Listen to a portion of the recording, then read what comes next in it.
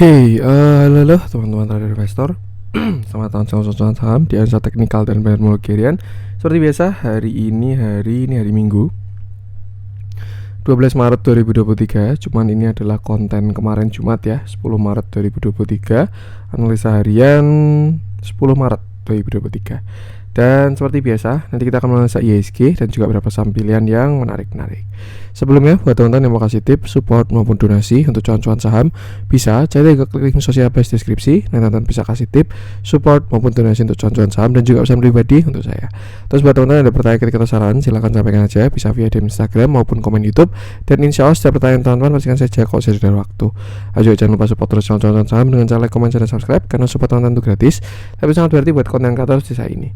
Jangan lupa juga nyalakan notifikasinya karena konten setiap hari dari cuan-cuan saham. Saya sampai Jumat, analisa harian, Sabtu dan Minggu konten spesial. Kita langsung masuk ke transaksi, di mana kemarin cuma transaksinya 9,2 triliun. Kalau pergerakan asing itu net buy total 32 miliar, dominan di pasar reguler 72 miliar, cuman di pasar nego ada net sell 39 miliar. Kalau kita lihat ya, ini kemarin Jumat itu bursa regional koreksi semua. Bahkan di Indonesia IHSG itu hitungannya yang paling ringan koreksinya. Kalau teman-teman lihat ada Tokyo 1,6%, Hong Kong 3%, Shanghai 1,4%, Singapura 1%, Indonesia cuma 0,5 doang ya di kemarin Jumat ini.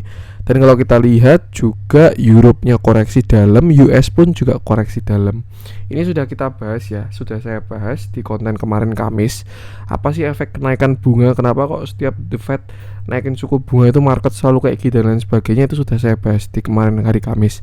Jadi kalau teman-teman cari penjelasannya bisa cek di video kemarin Kamis aja. Nah, sekarang kita langsung masuk ke saham-saham yang dibeli asing dulu. Yang pertama ada BBRI 88 miliar, Bank Mandiri 86 miliar, Telkom 69 miliar, Goto 32 miliar, Alfamart 15 miliar, Bumi 12 miliar, CTRA 11 miliar, Gudang Garam 9 miliar, Bukalapak 9 miliar, MAPI 8 miliar, HMSP 7 miliar, MTEK 6 miliar, Astra 4 miliar, ITMG 4 miliar, INTP 3 miliar, ESA 3 miliar, PTBA 2 miliar, SMGR 2 miliar, Tower 1 miliar, MNCN 1 miliar, dan SIDO 800 juta. Kita masuk saham yang jalan asing. Ada Arto 60 miliar, BBCA 58 miliar, BBNI 48 miliar, MDKA 35 miliar, Antam 30 miliar, Adaro 25 miliar, INDF 17 miliar, Yeti Traktor 16 miliar, KLBF 14 miliar, ICBP 9 miliar, INKP 6 miliar, BBTN 6 miliar, Unilever 5 miliar, Cimori 5 miliar, Mika 4 miliar, Akra 3 miliar, Tepik 3 miliar, dan BJBR 2 miliar. Oke. Sekarang kita masuk ke analisa teknikalnya IHSG yang masih on track juga. Teman-teman kalau kemarin perhatikan konten hari Kamis, saya bilang ketika dari cek kuat di resisten, ada potensi kita akan uji support satu lagi. Dan sudah terjadi di kemarin Jumat itu ya, market uji support sekali lagi sekitar area 6750. Kalau kita lihat candlenya sih cukup bagus karena masih ada reject dan juga belum ada lower low. Kata kuncinya adalah belum. Kenapa kok belum? Karena belum ada konfirmasi jebol bawah maupun break atas. IHSG ini bakal bagus kalau dia breakout dari 6824. Karena yang sebelumnya dia lower high, lower low. Kalau dia break 6824, dia bakal punya high, same low, dan higher high atau structure berubah kalau break dari 6824. Cuman kalau misalkan besok Senin IHSG ini turun jebol 6728, saya rasa IHSG bakalan lower low dan dia bakal lanjut ke area support selanjutnya. Nah, kalau dilihat dari katalis global ya, di mana market belum kondusif, ancaman suku bunga dan lain sebagainya, inflasi, saya rasa sih besar potensinya besok IHSG bakalan jebol. Karena kalau kita lihat koreksinya kemarin Jumat itu, setelah market tutup ya, itu kan masih ada market US, terus juga masih ada kripto di weekend, itu koreksinya pada dalam-dalam. Dan kalau menurut saya sih bakal ngefek juga ke IHSG kita, dan tinggal kita lihat aja besok Senin. Yang jelas untuk sekarang perhatikan 6750 sampai area supportnya di 6728. Kalau memang dia jebol dari situ, maka next stop ada di area target 6700 sampai 6624. Di sini baru kita perhatikan ya, apakah ada respon maupun pattern reversal dan lain sebagainya, itu baru bakal menarik. Maksudnya pattern reversal kayak gimana Mas? Ya kira-kira kayak di sinilah.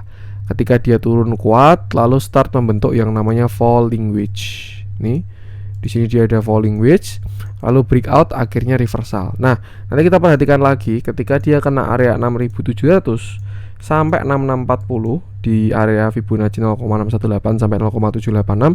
Apakah ada pattern-pattern tersebut atau respon-respon yang bagus atau tidak? Kalau ada, maka persiapan untuk buy on weakness. Tapi kalau nggak ada, ya amannya lebih baik wait and see dulu karena market masih terlihat tidak kondusif. Dan yang penting sama, selalu batasi resiko aja. Yang penting ISG gunakan area-area krusial tadi. Dan kalau dibilang kondusif untuk trade, saya rasa masih belum ya, karena market baru kayak gini. Yang jalan most likely IPO dan saham-saham kecil, second liner sama blue chip biasanya masih dihajar. Jadi ya jangan lupa selalu batasi resiko. Oke, kita mulai dari yang dijualin asing dulu aja. Beberapa saham yang mungkin akan kita bahas. Saya pengen coba cek BBCA, BBNI udah beberapa waktu lalu. MDKA kemarin juga udah ya, udah kita bahas. Kalau tonton review MDKA bisa cek video kemarin aja. Arto entah kenapa saya belum pengen bahas. Adaro juga belum ada update lanjutan, belum ada pergerakan signifikan. Lama gak kita bahas kertas, kita bahas INKP yang masuk ke top net sell juga.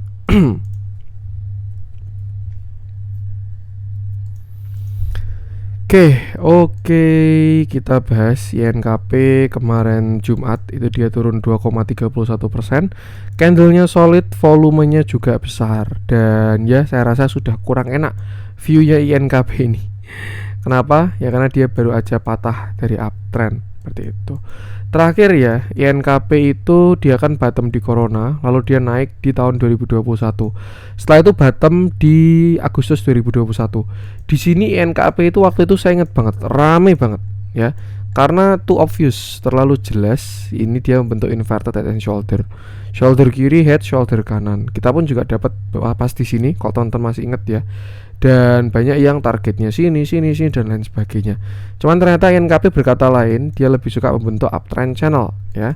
Dia konsol dari Oktober 2021 sampai Juli 2022, hampir 1 tahun dia sideways membentuk sebuah swing low, dan terakhir terlihat ada potensi penguatan ketika yang naik di sini.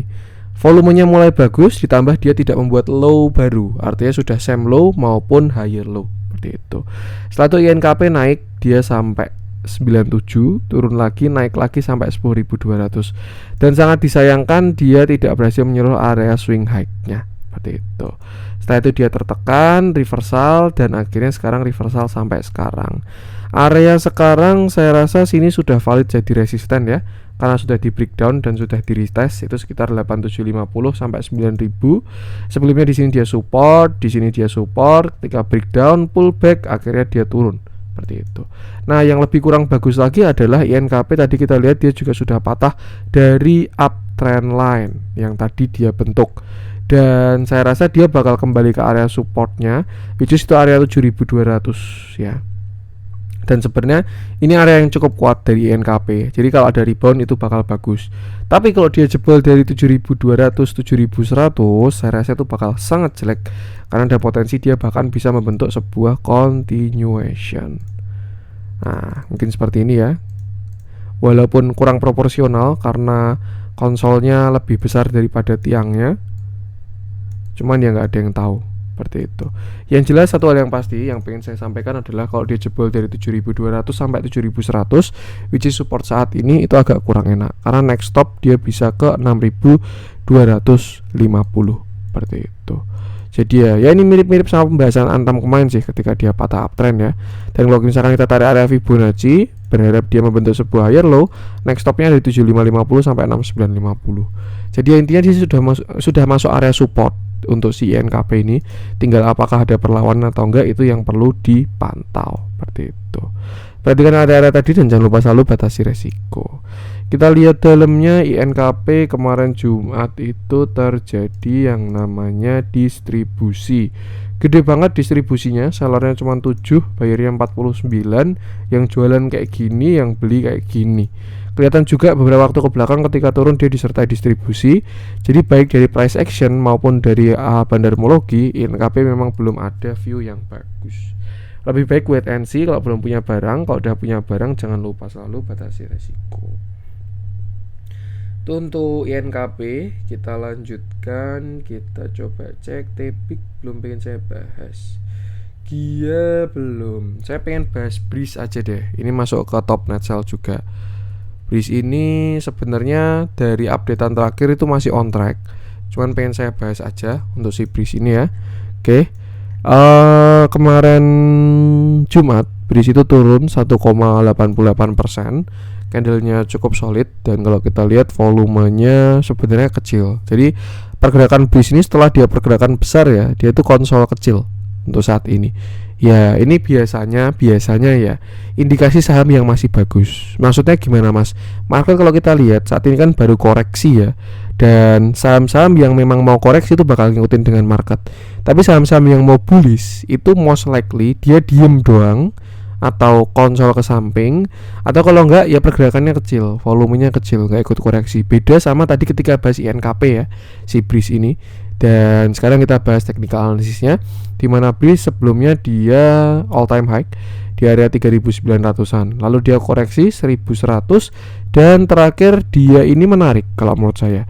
Kenapa saya bilang menarik? Karena yang pertama dia breakout downtrend line, atau waktu itu kita lihat ada sebuah falling wedges di sini, ditambah juga dengan dia berhasil breakout structure ketika break dari 1665. Cuman memang kemarin dia masih kena reject di Fibonacci 0,382 dan turun ke 1480. Itu adalah plan untuk buy seperti itu. Nah,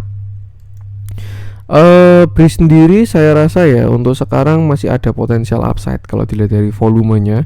Cuman memang mungkin dia masih menunggu market kondusif juga. Ibaratkan ya daripada tarik ketika market kurang oke, mendingan kan jalan ketika market enak ya. Banyak dukungan dari retail dan lain sebagainya. Nah untuk saat ini saya rasa dia masih berada dalam sebuah uptrend channel, dan selama tidak jebol yang 1445, Breeze ini tidak jelek.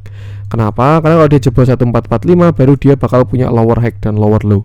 Artinya kalau misalkan teman-teman punya barang bawah, bisa trailing stop bawah 1445. Cuman kalau misalkan barang atas ya dia bakal jebol strukturnya kalau jebol 1445. Artinya kalau 1445 jebol itu baru dia jelek. Tapi kalau untuk support kecil dia ada di 1530 sampai 1550. Tinggal sesuaikan dengan time frame-nya seperti itu. Nah, kita bahas ke view kecil lagi. Untuk saat ini kalau kita lihat terbentuk sebuah pattern konsolidasi. Ini biasa disebut dengan VCP ya. Saya lupa kepanjangannya, contracting pattern, apa itu aku saya lupa. Pokoknya intinya adalah ketika konsolidasi ini semakin mengecil, nah itu nanti ada potensi. Sorry. Oke, kita lanjutkan. Sorry tadi belum lockout Steam. Ketika konsolidasi itu mengecil, artinya seller sama buyer itu kan semakin kuat ya. Buyernya semakin kuat, sellernya semakin kuat. Ibaratkan kayak apa ya? Misalkan mungkin kayak balon gitu ya, balon yang isinya angin. Kita semakin pencet, lama-lama dia bakal meledak karena anginnya itu mau keluar tapi di luar ditekan. Ya intinya yang pengen saya sampaikan adalah seller ini kan dari atas ya, pihak seller itu kan dari atas, pihak buyer ini baru dari bawah. Seller semakin kuat, buyer semakin kuat. Nah terjadi VCP ini, contracting pattern. Dan ketika tempatnya semakin kecil nanti akhirnya dia bakal meledak, menentukan arah, either itu naik ataupun turun. Makanya biasanya yang namanya pattern segitiga atau triangle itu adalah pattern 50-50. Untuk konfirmasinya dilihat ketika dia berhasil breakout seperti itu. Nah kalau teman-teman punya barang agak atas, mungkin bisa stop loss di bawah 1550. Tapi kalau teman-teman punya barang bawah ya trailing stopnya masih bisa di bawah 1445. Itu untuk view kecilnya, tinggal perhatikan area tadi aja. Dan support saya rasa di area 1565 untuk Breeze saat ini nih. Nah untuk bigger view sendiri, kalau upside ya menurut saya kalau dia memang ada konfirmasi, which is sudah ada breakout structure ya, ketika kemarin dia break 1675, itu saya rasa target dia bisa ke 2400 sampai 2900 ke area pullbacknya itu minimal. Jadi ya ini sebenarnya sangat menarik untuk dipantau, tinggal perhatikan area entry aja dan gunakan view-view tadi. Kalau kita lihat dalamnya, ketika naik kemarin akumulasinya signifikan, cuman saat ini memang terlihat sedang konsolidasi. So far so good sebenarnya Breeze ini, moving average-nya juga masih bagus. Tapi memang kemarin Jumat dia terjadi distribusi yang tidak terlalu besar kalau saya bilang ya, karena kalau kita bandingkan tidak signifikan dibandingkan akumulasinya. So far so good, yang penting sama batasi resiko, gunakan area-area tadi. Itu untuk Breeze. Kita masuk ke yang dibeli asing. kita coba cek si Goto, kita coba update view-nya ya. Yang kemarin Jumat ikut koreksi juga. Kayak Goto bakalan tambah berat untuk besok Senin. Karena kalau teman-teman perhatikan Nasdaq terus juga kripto itu kan pada koreksi, dan biasanya relasinya dengan saham Indo itu saham-saham tekno, yang salah satunya si Goto ini. Sebenarnya udah kelihatan di kemarin Jumat ya. Dan ya, kemarin Jumat Goto turun 3,10%. Candlenya tidak terlalu solid sih, dan volumenya juga ada doang. Cuman kalau kita lihat ya, Goto ini sudah kena trailing stop sebenarnya. Karena yang sebelumnya dia higher low, higher high, higher low, higher high, higher low, higher high, higher low, higher high, terus dia mulai sideways, same high, low, same high. Nah, dia sudah berhasil lower low ketika jebol dari 126. Artinya buat teman-teman yang kemarin punya barang 120-an, ini harusnya sudah kena trailing stop atau sudah take profit kecil untuk si Goto ini, karena dia sudah ada reversal kecil seperti itu. Nah, untuk sekarang Goto mau kemana? Kalau kita identifikasi dari uptrend line-nya, kita bisa tarik dari yang sini dan masih cukup jauh sebenarnya. Tapi kalau kita tarik minor atau secondary trend line ya, dia juga sudah cukup dekat dan saya rasa masih ada respon juga dari area tersebut. Yang jelas untuk sekarang support ya benar, support dari Goto itu ada di sekitar 123 sampai 122. Itu sebelumnya area resist yang ketika di break ini bakal sedang diuji. Selama nggak jebol yang 122, Goto harusnya bagus. Tapi kalau dia jebol dari 122, next supportnya di sekitar 118. Intinya buat teman-teman yang punya barang agak atas, ini dia sedang ada arah koreksi kalau dia jebol dari 122. Jadi tinggal perhatikan area krusial tadi. Tapi kalau teman-teman punya barang bawah, tinggal jaga trailing stop aja. Kalau kita lihat dalamnya, jelas ada yang jualan, ada yang beli. Momentum masih bagus, dia bertahan di moving average yang baru aja golden cross. Cuman memang terlihat ada trailing stop. Simpelnya perhatikan support 1222 dulu aja sih. Karena banyak banget support ketemu di 122. Ini ada resistance become support, ada neckline, ada uptrend line, ada moving average yang baru aja golden cross. Bisa perhatikan area tersebut. Tapi kalau dia jebol, ya dia bakal mencari support selanjutnya. Dan intinya sama, selalu batasi resiko. Itu untuk Goto. Kita lanjutkan, kita coba cek MAPI, kemarin sudah kita bahas ya. Kita coba cek si SM Gear, sudah kita bahas. Kalau teman-teman cari view-nya bisa cek yang kemarin-kemarin aja. Saya pengen coba cek si Sido. Lama gak kita bahas Sido muncul. Oke. Kemarin Jumat Sido muncul naik 1,69%. Candlenya bagus dan volumenya tapi kecil, terlihat agak memaksakan sebenarnya. Terakhir Sido muncul nih ya, ketika dia reversal di sini. Nih, dia reversal dengan symmetrical triangle. Nih, di sini dia reversal, breakdown dan akhirnya lower low. Turun sampai 630 dan di sana dia terlihat mau ada reversal lagi. Seperti itu. Kemarin sempat berhasil terkonfirmasi ketika membentuk cup handle ya. Di sini cup, lalu ini ada handle-nya dan berhasil breakout. Naik sampai area 900 dan terlihat ada reject di sana. Nah, sebenarnya ada dua view dari Sido muncul ini. Yang pertama dia ya baru reversal aja setelah di sini ya, dia reversal habis koreksi. Yang kedua ini adalah view pullback ya, atau pullback area yang sebelumnya support become resistant. Di sini kan dia support ketika breakdown ini baru aja kena. Dan biasanya sih bakalan ada koreksi ya ketika dia kena area fresh baru itu. Karena di sini kalau kita perhatikan juga breakdownnya volumenya nggak kaleng-kaleng ketika kemarin dia jebol dari support seperti itu. Selain itu juga area tersebut adalah area Fibonacci 0,618 sampai 0,786, which is area pullback dari si Sido juga. Artinya apa? Artinya kalau misalkan teman-teman sudah punya barang, untuk sekarang tinggal jaga trailing stop aja. Karena Sido muncul mulai masuk area kuat untuk saat ini. Tapi kalau misalkan teman-teman belum punya barang, lebih baik wait and see dulu, jangan entry karena dia sudah cukup tinggi. Seperti itu. Kalau kita pakai chart pattern, target kenaikannya dari Sido muncul ini ada di sekitar sini 970. Cuman ya sudah mulai masuk area kuat aja. Seperti itu. Dan yang penting sama, batasi resiko. Sedangkan untuk support, kalau saya lihat sih dia mulai melemah slope-nya ya di sini. Nah, nih, dia mulai terjadi pelemahan slope. yang sebelumnya di sini atau kemiringannya kayak gini ya, nih. Terus dia mulai melandai. Nah, terus nanti akhirnya dia sideways, terus akhirnya dia turun pelan, lalu akhirnya dia reversal seperti itu. Sudah ada tanda-tanda karena dia sudah mulai melemah ya slope-nya. Jadi yang penting itu batasi resiko aja, gunakan area-area tadi. Support masih di 9850. Kalau teman-teman punya barang bawah ya, mungkin bisa trailing stop di bawah 850, itu oke. Kalau kita lihat dalamnya terjadi peak akumulasi sejak kemarin di bawah sampai sekarang, moving average masih bagus. Cuman dari price action memang sudah mulai masuk area kuat seperti itu.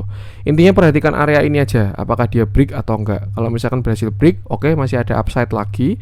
Tapi kalau gagal break dan reversal, jangan lupa jaga trailing stop seperti itu. Dan yang penting sama, selalu batasi resiko aja. Itu untuk Sido, kita masuk ke yang merah-merah kemarin Jumat, siapa tahu ada yang menarik. So far masih saham-saham kecil sih ya yang masuk top losers. Saya pengen bahas Elsa itu masih on track sih sebenarnya, jadi nggak kita bahas dulu ya. Saya pengen coba cek si Saratoga aja, yang dia lower low lagi.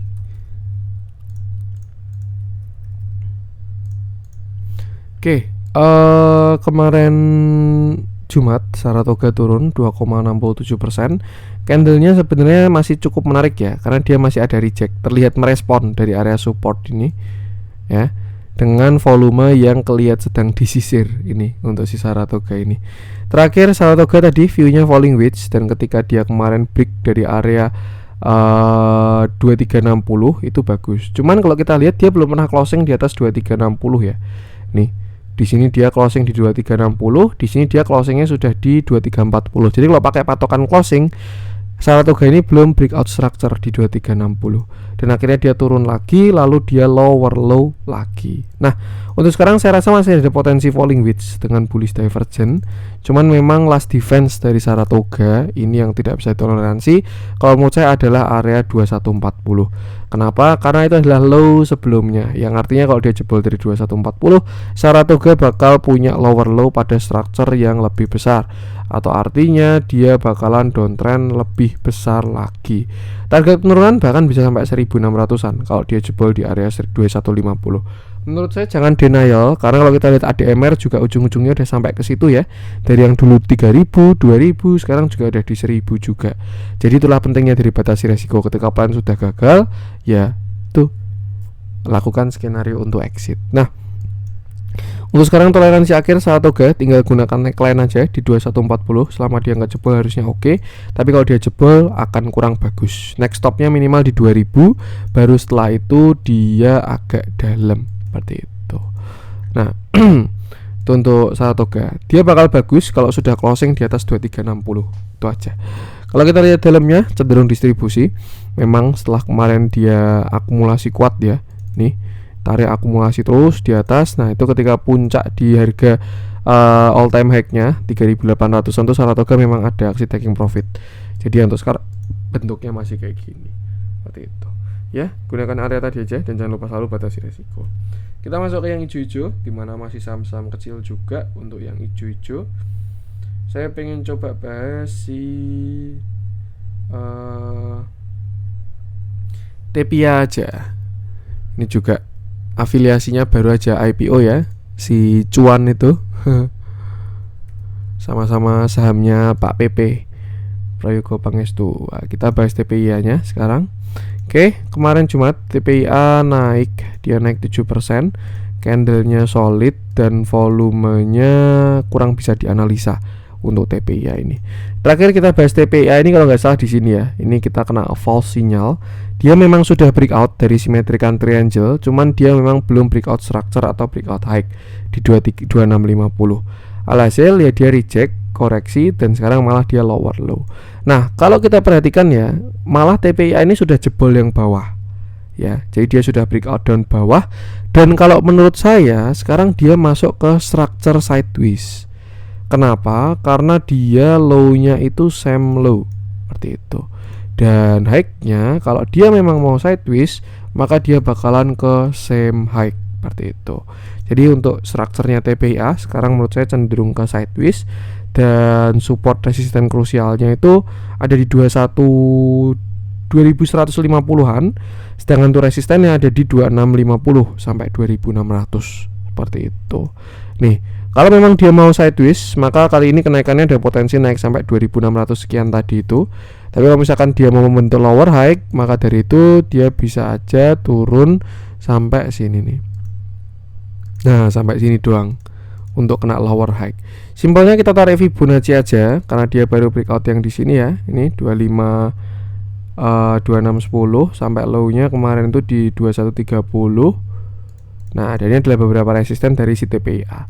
Kalau menurut saya yang di sini cukup kuat ini, jadi perlu hati-hati ya kalau teman-teman punya barang 2380 sampai 2400 sampai dia punya gap di sini. Tuh. Jadi kalau misalkan teman-teman punya barang, jangan lupa besok siap-siap TS kalau ada reject kuat. Nanti kalau retracement baru bisa dipantau. Siapa tahu dia bikin inverted head and shoulder dan targetnya ke 1 di 2600 ke sideways-nya. Seperti itu. Artinya untuk sekarang support masih di sini sekitar area 2300, sedangkan resisten ada di mulai 2380 sampai area 2400. Tuh. Jadi sama, untuk yang baru mau entry kurang proporsional, tapi kalau punya barang tinggal jaga trailing stop. Kita lihat dalamnya terjadi peak akumulasi kemarin Jumat setelah kemarin terjadi distribusi. Cukup menarik kalau buy structure, tinggal perhatikan kalau ada retracement aja. Yang penting sama, batasi resiko dan gunakan area-area tadi. Oke, itu untuk konten kemarin Jumat, semoga bermanfaat. Mohon maaf ada orang dari saya. Jangan lupa support terus channel saham dengan cara like, komen, dan subscribe karena support konten itu gratis tapi sangat berarti buat konten kata seperti ini. Sekian dari saya dan salam cuan.